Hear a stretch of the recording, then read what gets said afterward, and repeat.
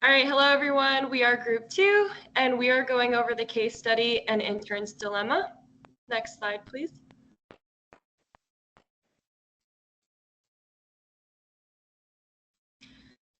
The problem presented in our case is that Mark Yang was advised to misrepresent himself once he was hired for an internship at a European-based technology company. He was advised to represent himself just as a Harvard business student when contacting the competitors for sensitive data. So this poses an ethical dilemma as it's unethical to misrepresent yourself and imposes many risks to the company and to Mark himself. Next slide. For the risk part, we have to discuss two situations, accept the misrepresent or not. If Mark Yang misrepresent himself, he may face the legal risk and the reputational risk. For the legal risk, misrepresenting his identity and the purpose could violate the fraud deception laws, even make him and the company to the legal action. Reputational risk. It affects Yang's reputation for integrity, honest, and his future career. It shows Harvard Business School's poorly on its academic integrity, and it also causes public relation problems for the company, and they will lose the business and their partnerships. If Mark Yang refuses to misrepresent, there is no need to take any legal risk. It could be violation of certain contract terms from the company, and he may be blacklisted from the companies and the industry. It also make a little impact on his work environment and the relationship with superiors, college, and even the potential future employer. Next, please. Here are the stakeholders we identified for this case. Mark Yang is impacted as he faces an ethical dilemma that challenges his integrity and values. His decision to either comply with or reject the request to misrepresent himself could affect his reputation, future career opportunities, and personal growth.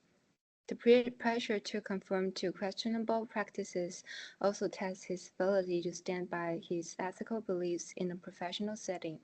The Asian office executives are responsible for suggesting the unethical practice of misrepresentation. Their actions could lead to internal conflicts and potential repercussions if discovered by the corporate office or competitors. Their approach reflects a possible misalignment with the company's broader ethical standards.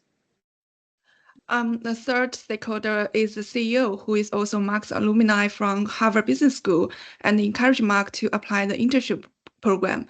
If Mark mispresents himself to obtain the competitor's information and things gets out, this will hurt the CEO's reputation, such as misjudge of characters and bad management skills, because the CEO endorsed Mark. Harvard Business School is also a key stakeholder. Mark's dishonest will make employees doubt about the student's integrity from Harvard Business School, which will potentially hurt the school's reputation for the long term. This is also one of Mark's biggest concerns. Last but not least is the competitor's company. They are actually the most definite victims. If Mark eventually got the information from the competitor's company, not only their data gets leaked and misused, but also the people who were approached by Mark will be punished. In addition, the trust between and the business relationship between the two firms will be collapsed. Next page, please. Okay, so to find out if there are any other ways to solve this dilemma, we searched the relevant papers and came up with these 4 papers. These 4 most popular approaches. First is avoiding. Like in our case, Yang can follow the company's advice and misrepresenting himself when talking with the opposite party to obtain the needed information. Or and by doing that, Yang will form a bad habit through this behavior and risk being identified by another party, bringing reputational risk to HBS, even the legal risk to himself.